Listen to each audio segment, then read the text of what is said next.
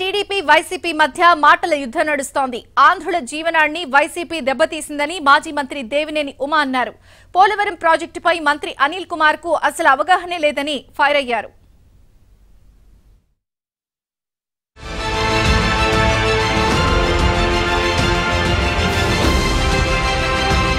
ఏపీలో పోలవరం ప్రాజెక్టు మరోసారి political కాకరేపుతోంది. Diaphragm wall దెబ్బతినడంపై అటు మంత్రి అనిల్, ఇటు మాజీ మంత్రి దేవినేని మధ్య మాటల యుద్ధం జరుగుతోంది. ఎవరి వల్ల ఆ నష్టం వచ్చిందనే దానిపై దేవినేని, అనిల్ కుమార్ ఒకరిపై మరొకరు ఆరోపణలు గుప్పించుకున్నారు. పోలవరం ప్రాజెక్టును వైసీపీ సర్కార్ భ్రష్టు పట్టించిందని ఉమా విమర్శించారు. డయాఫ్రమ్ వాల్ పనులు హడావుడిగా పూర్తి చేశారంటూ ఆరోపించారు. పోలవరం పవర్ ప్రాజెక్టు ఏమైందని నిలదీశారు. ఇలా ప్రాజెక్టుకు సంబంధించి అనేక ప్రశ్నలు లేవనెత్తారు.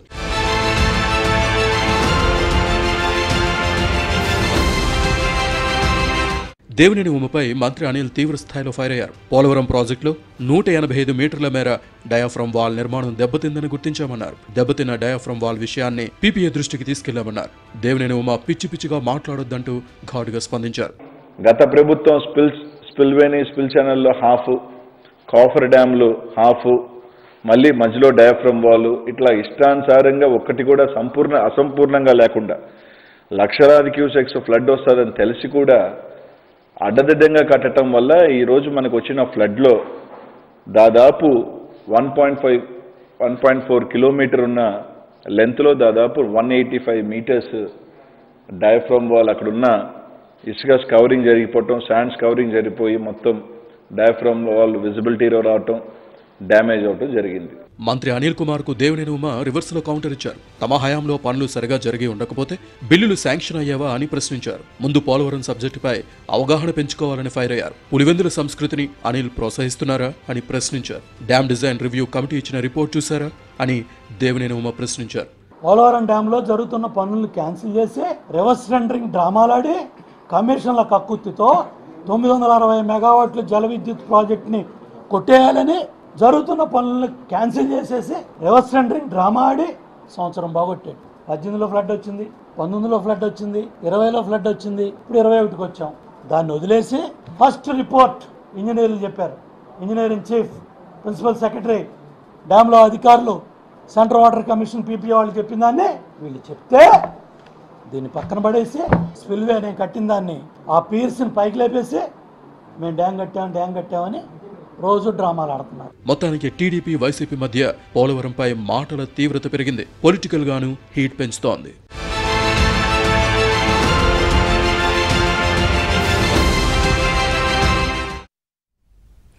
దేత్తడి హారిక ఈ పేరు 3 రోజులుగా హాట్ టాపిక్ గా మారింది. తెలంగాణ టూరిజం బ్రాండ్ అంబాసిడర్ గా నియమించినప్పటి నుంచే వివాదం రేగింది. అంతలోనే ఆ బాధ్యతల నుంచి తప్పుకుంటున్నట్లు హారిక ప్రకటించింది. ఈ వ్యవహారం తెలంగాణలో దుమారం రేపింది.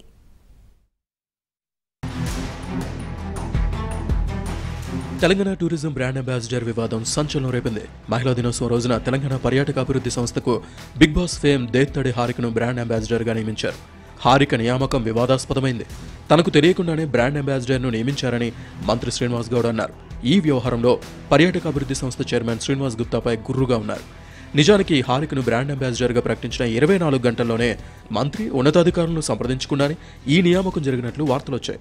ఆ తర్వాత హారిక నియామక వివరాలు టూరిజం వెబ్సైట్లో కనిపించకపోవడం కూడా హాట్ టాపిక్ అయింది. మరోవైపు ఈ వివాదంపై శ్రీనివాస్ గుప్తా వివరణ ఇచ్చారు. హారిక నియామకంలో ఎటువంటి వివాదం లేదన్నారు. సోషల్ మీడియాలో యువతను ఆకట్టుకుంటున్న హారికను నియమించాలన్నది తన వ్యక్తిగత నిర్ణయం కాదన్నారు. గతంలోనే బోర్డు సమావేశంలో నిర్ణయం తీసుకున్నామని చైర్మన్ శ్రీనివాస్ గుప్తా తెలిపారు. అయితే ఈ వివరణపై మంత్రి శ్రీనివాస్ గౌడ్ సంతృప్తి చెందినట్టు కనిపించలేదు. హారిక అపాయింట్మెంట్పై సీఎంఓకు గానీ ఉన్నతాధికారులకు గానీ ఎలాంటి సమాచారం లేదన్నారు. హారిక ఎవరో కూడా తనకు తెలియదని సంచలన కామెంట్స్ చేశారు. ప్రస్తుతం తాను ఎమ్మెల్సీ ఎన్నికల ప్రచారంలో బిజీగా ఉన్నందున ఈ వివాదంపై త్వరలో విచారణ జరుపుతామని మంత్రి శ్రీనివాస్ గౌడ్ తేల్చి చెప్పారు. దీని వెనుక ఎవరున్నా చర్యలు కఠినంగా ఉంటాయన్నారు. మరోవైపు వివాదాలకు తావు లేకుండా బ్రాండ్ అంబాసిడర్ బాధ్యతల నుంచి తప్పుకోవాలని దేత్తడి హారిక డెసిషన్ తీసుకుంది. ఓ ప్రకటన కూడా చేసింది. నమస్తే పీపుల్, వాట్సాప్. సో ఒక చిన్న క్విక్ అప్డేట్. మీ అందరికి తెలిసిందే ఉమెన్స్ డే రోజు టీఎస్సీడీసీకి బ్రాండ్ అంబాసిడర్ గా చూస్ చేసుకోనండి.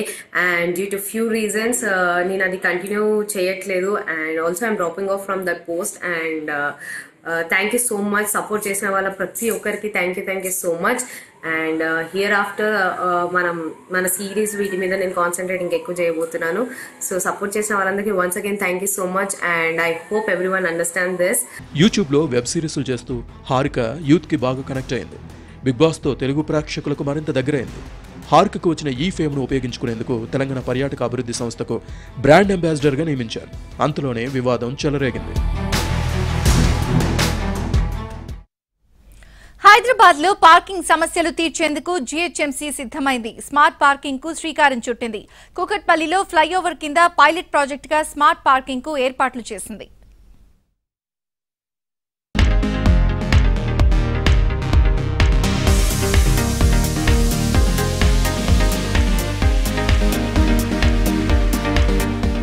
హైదరాబాద్ లో వాహనాల రద్దీ రోజు రోజుకి పెరుగుతోంది. కేపీహెచ్పీ కాలనీ హైటెక్ సిటీ మార్గంలో ట్రాఫిక్ సమస్య తీవ్రంగా ఉంటుంది. వాహనదారులను టెన్షన్ పెట్టిస్తుంది. ఈ రూట్ లో వాహనాలు పార్క్ చేయాలంటేనే కష్టం. అయితే ట్రాఫిక్ సమస్యను అధిగమించేందుకు రాజీవ్ గాంధీ సర్కిల్లో ఫ్లైఓవర్ బ్రిడ్జ్ నిర్మించారు. ఈ బ్రిడ్జ్ కింద పిల్లర్ల మధ్య ఉన్న స్థలాన్ని పార్కింగ్ కోసం తీర్చిదిద్దారు.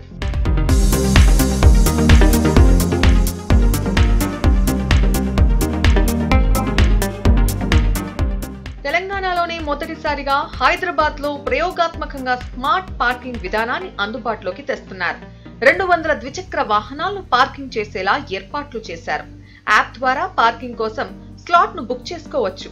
పార్కింగ్ ప్లేస్ లో ఎన్ని వాహనాలు ఉన్నాయి, వాహనాన్ని ఎక్కడ పార్క్ చేయాలో కూడా వాహనదారులు స్మార్ట్ ఫోన్ లో తెలుసుకోవచ్చు.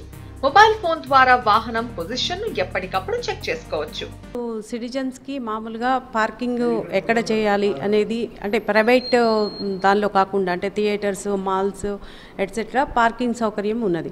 బట్ వేరే చోట్ల చాలా వరకు పార్కింగ్ లేదు. రోడ్ సైడ్ అంతా అన్ఆర్గనైజ్డ్గా పార్క్ చేసి వెళ్తున్నారు. దీనివల్ల పాదాచారులకు అందరికీ చాలామంది ఫుట్పాత్స్ మీద పార్కింగ్ చేయటము, లేకపోతే చాలా ట్రాఫిక్ ప్రాబ్లమ్స్ వస్తున్నాయి. సో దీనికి ఒక పైలట్ లాగా మేము స్మార్ట్ పార్కింగ్ ప్లేస్ మనకు ఆల్రెడీ అవైలబుల్ ప్లేస్ ఉన్నది. జేఎన్టీయూ ఫ్లైఓవర్ కింద 200 స్లాట్స్ అంటే 2 వీలర్ది పైలట్ లాగా ఫస్ట్ ఇప్పుడు చేయటం జరిగింది. అమెరికా, ఆస్ట్రేలియా, దుబాయ్, కెనడా వంటి దేశాల్లో చాలా ఏళ్లుగా ఈ విధానం అమల్లో ఉంది. హైదరాబాదీల అవసరాలకు తగ్గట్లు స్మార్ట్ పార్కింగ్ విధానాన్ని జీహెచ్ఎంసీ ఫాలో అవుతోంది. గంటకు 10 రూపాయల ఫీజు వసూలు చేయనున్నారు. దీన్ని ఒక యాప్ డెవలప్ చేస్తాము. ఇది ఏంటంటే మల్టిపుల్గా ఎక్కువ ప్లేసెస్లో ఈ స్మార్ట్ పార్కింగ్ మనము చేసినప్పుడు ఇది చాలా యూజ్ అవుతుంది. ఫస్ట్ పైలట్ కాబట్టి ఇదేంటంటే ఒక యాప్ ఉంటుంది. యాప్ ద్వారా మనకి ఎవరైనా సిటిజన్స్ ఈ ఏరియాకి వచ్చినప్పుడు ఇది గూగుల్ ప్లే స్టోర్లో పెట్టడం జరుగుతుంది అనమాట. పైలట్ ప్రాజెక్ట్ ను ముందుగా ద్విచక్ర వాహనాలతో ప్రారంభిస్తున్నారు. ఆ తర్వాత ఇతర వాహనాలకు ఈ సేవలను విస్తరించేందుకు అధికారులు కసరత్తు చేస్తున్నారు. మొత్తానికి హైదరాబాద్ లో పార్కింగ్ సమస్యకు చెక్ పెట్టేలా జీహెచ్ఎంసీ స్మార్ట్ అస్త్రాన్ని ప్రయోగిస్తోంది.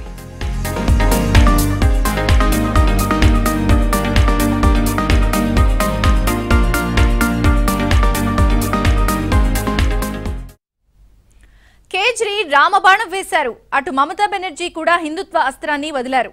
బీజేపీకి తమదైన స్టైల్లో కౌంటర్లు ఇస్తున్నారు. పొలిటికల్ సినారియోను మార్చేస్తున్నారు.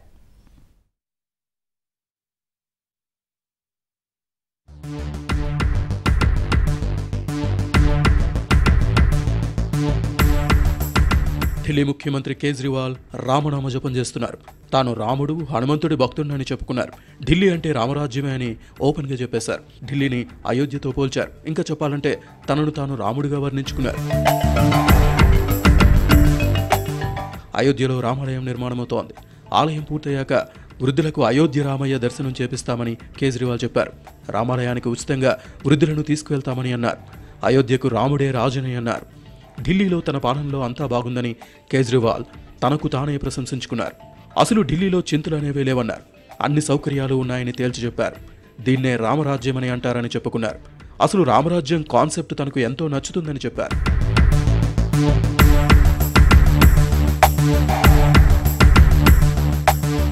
మరోవైపు బెంగాల్ ఎన్నికల ప్రచారంలో మమతా బెనర్జీ కూడా హిందుత్వ బ్రహ్మాస్త్రాన్ని ఎక్కుపెట్టారు. హిందుత్వంలో తనతో ఎవరూ పోటీ పడలేరన్నారు. మార్కండేయ పురాణంలోనే చండీ పాఠం జపించాకే తాను ఇంటి నుంచి బయటకు వస్తానని చెప్పుకున్నారు. సభలోనే చండీ పాఠం కూడా జపించారు.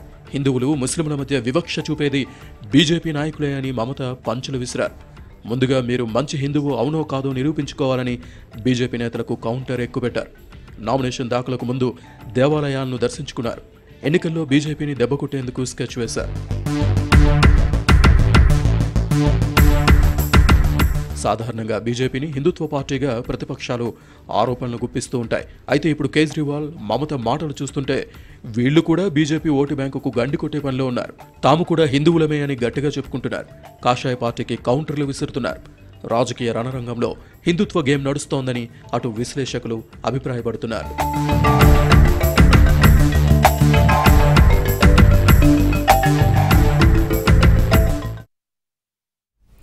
బౌద్ధుల ఆరాధ్య గురువు దలైలామా వారసుడి ఎంపికపై జోక్యం చేసుకోరాదని డ్రాగన్ కంట్రీని అగ్రరాజ్యం అమెరికా హెచ్చరించింది. టిబెట్ చరిత్రను, సంస్కృతిని నాశనం చేసేందుకు చైనా దశాబ్దాలుగా యత్నిస్తోందని తీవ్ర ఆరోపణలు చేసింది. చైనాపై టిబెటన్ల తిరుగుబాటుకు 62 ఏళ్లు పూర్తయ్యాయి.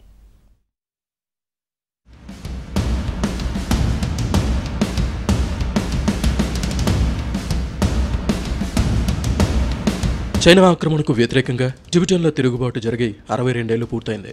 అమెరికాలో ఏర్పాటు చేసిన ఓ కార్యక్రమంలో senate speaker Nancy Pelosi Tibet అంశాలను ప్రస్తావించారు.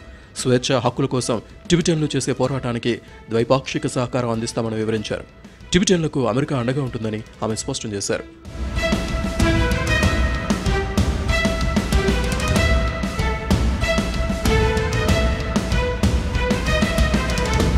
పద్నాలుగవ దలైలామా వారసుని ఎన్నుకోవడానికి టిబెటన్ల హక్కులను అంగీకరిస్తూ సెనెట్లో ఇప్పటికే అమెరికా బిల్లును ఆమోదించింది.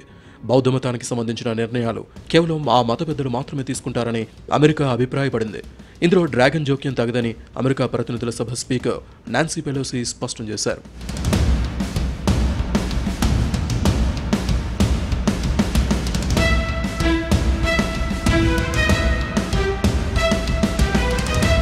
అరవై 62 ఏళ్ల క్రితం తమ జీవన విధానాన్ని, సంస్కృతిని పరిరక్షించుకునేందుకు చైనాకు వ్యతిరేకంగా టిబెటన్లు వీరోచితంగా పోరాడినట్టు పెలోసి కొనియాడారు. టిబెటన్ సంస్కృతిని, చరిత్రను నాశనం చేసేందుకు చైనా దశాబ్దాలుగా అసత్య ప్రచారం చేస్తోందన్నారు. డ్రాగన్ కంట్రీపై తీవ్ర విమర్శలు చేశారు. 14వ దలైలామా వారసత్వ ప్రక్రియలో చైనా పాత్ర ఉండకూడదన్నారు. దీనిపై అమెరికా అధ్యక్షుడు బైడెన్ అధికార యంత్రాంగం ఇప్పటికే స్పష్టం చేసింది.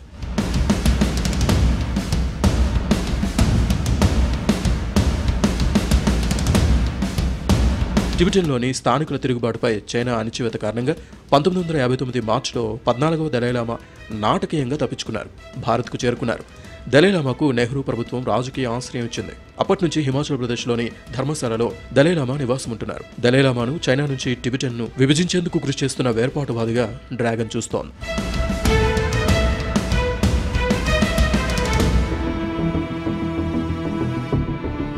స్వాగతం. రోడ్డుపై ప్రయాణం చేస్తున్నప్పుడు అలర్ట్ గా ఉండాల్సిందే. ప్రమాదకర వస్తువులు క్యారీ చేసేటప్పుడు మరింత జాగ్రత్తగా ఉండాలి. కానీ ఏమవుతుందిలే అనుకుంటే ప్రాణాలకే ముప్పు. హైదరాబాద్ లో రోడ్డుపైనే సిలిండర్ పేలి ఓ వ్యక్తి మృతి చెందాడు. సలీం పాషా అక్కడికక్కడే మృతి చెందాడు. మహమ్మద్ సమీర్ కు గాయాలయ్యాయి. రోడ్డు మీదే సిలిండర్ పేలడంతో ఏం జరిగిందో స్థానికులకు అర్థం కాలేదు. ఒక్కసారిగా పరుగులు తీశారు. ఈ ప్రమాద దృశ్యాలు సీసీ కెమెరాలో రికార్డయ్యాయి.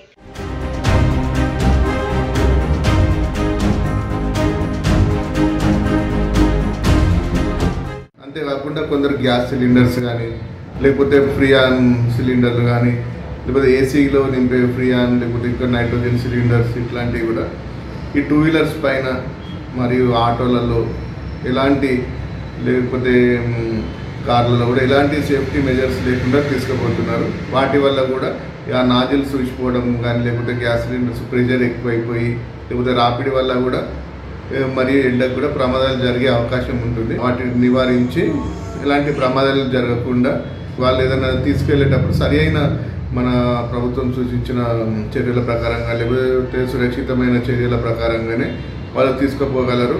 సీసీ ఫుటేజ్ అందరినీ ఉలిక్కిపడేలా చేస్తోంది. నిర్లక్ష్యంగా ప్రమాదకర సిలిండర్ ను బైక్ పై తీసుకెళ్లడం వల్లే ఈ ఘటన జరిగిందని పోలీసులు నిర్ధారించారు. కేసు నమోదు చేసి దర్యాప్తు చేస్తున్నారు.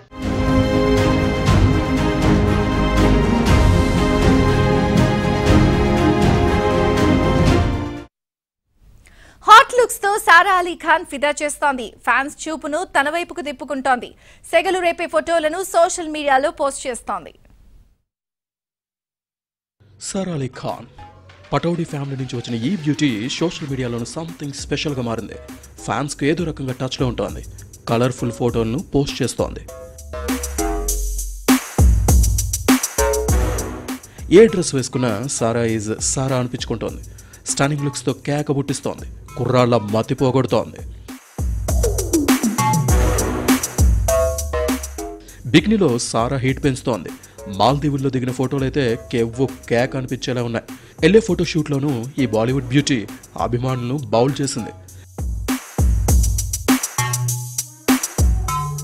బికినీలో అయినా ఫ్లోరల్ డ్రెస్లో అయినా సారా అందాలు కిర్రెక్కించేలా ఉన్నాయి. కుర్రాళ్లకు కునుకు లేకుండా చేస్తున్నాయి. టీనేజర్ల పల్స్ రేట్ను పరుగులు పెట్టిస్తున్నాయి. కిల్లర్ ఎక్స్ప్రెషన్స్తో సారా అభిమానులను పెంచుకుంటోంది. మొత్తానికి సైఫ్ కూతురు కిర్రాక్ పుట్టిస్తోంది. కుర్రాళ్లకు లవ్లీ గర్ల్గా మారిపోతోంది. బ్యూటిఫుల్ ఫోటోలు పోస్ట్ చేస్తూ హాట్ టాపిక్గా నిలుస్తోంది. ఎంతైనా ఫోక్ సాంగ్సే. ఇద్దరు యువకులు పాడిన ఓ పాట ఇప్పుడు వైరల్ అయిపోయింది.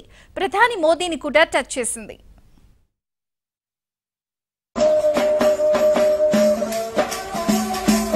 ఇద్దరు కుర్రాళ్ల శివగానం.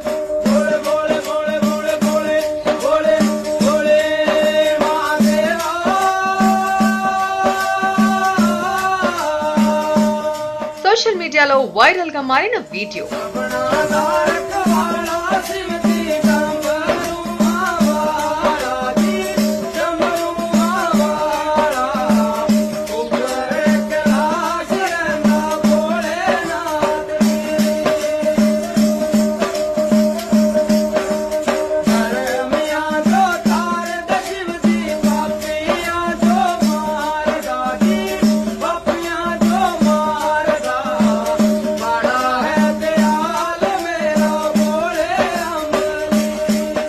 దేశమంతా శివోహం అంటోంది.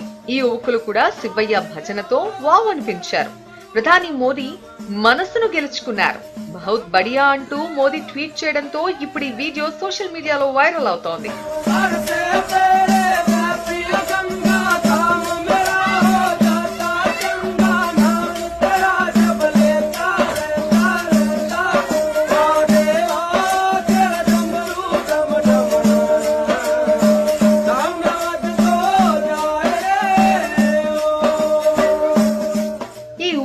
టాలెంట్ ముందు ఏ సింగర్స్ పనికిరారు. దయచేసి లోకల్ టాలెంట్ ను ప్రోత్సహించండి అంటూ బ్రిజేష్ చౌదరి అనే వ్యక్తి వీడియోను పోస్ట్ చేశాడు. దీనికి ప్రధాని రిప్లై ఇచ్చారు. వీడియో అద్భుతమన్నారు.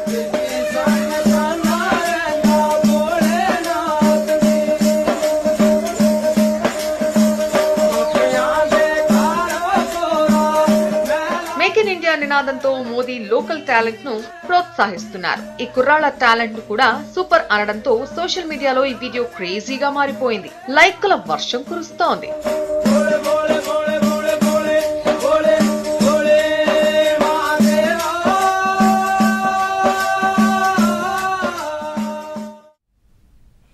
ఫ్యాషన్ షోలంటే పెద్ద పెద్ద వేదికలు, హోటల్స్ లో నిర్వహిస్తారు. కేరళలో మాత్రం మెట్రో రైల్లో నిర్వహించారు. సౌత్ ఇండియాలో సరికొత్త ట్రెండ్ ను సెట్ చేశారు.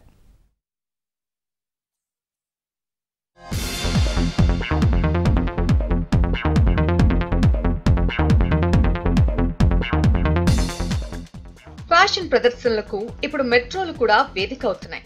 సౌత్ ఇండియాలోని ఫస్ట్ టైం కేరళలో మెట్రోలో ఫ్యాషన్ షో నిర్వహించారు. ఫ్యాషన్ విద్యార్థులు రైల్లోనే వయ్యారంగా వాక్ చేశారు.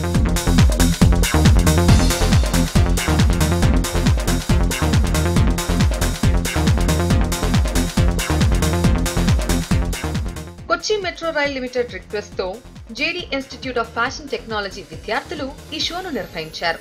రైలు నడుస్తుండగానే 20 మంది విద్యార్థులు ర్యాంప్ వాక్ చేశారు. అయితే అంతర్జాతీయ మహిళా దినోత్సవం సందర్భంగా ఈ ఈవెంట్ ను నిర్వహించినట్లు కొచ్చి మెట్రో అధికారులు ప్రకటించారు.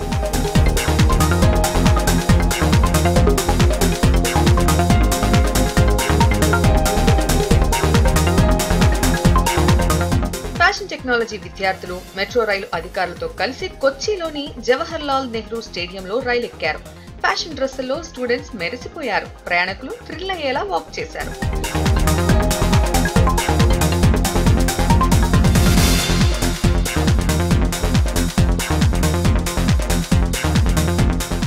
కొచ్చి మెట్రో మొదటి నుంచి మహిళలకు ప్రాధాన్యం ఇస్తోంది. అనేక విభాగాల్లో మహిళలు నియమించింది. 50% రాయితీతో మహిళలకు పాసులను కూడా జారీ చేస్తోంది. మహిళా దినోత్సవాన్ని కూడా గ్రాండ్ గా నిర్వహించింది. అందులో భాగంగానే ఫ్యాషన్ షోను ఆర్గనైజ్ చేసింది. ఈ వీడియో ఇప్పుడు ఇంటర్నెట్ లో ట్రెండ్ అవుతోంది.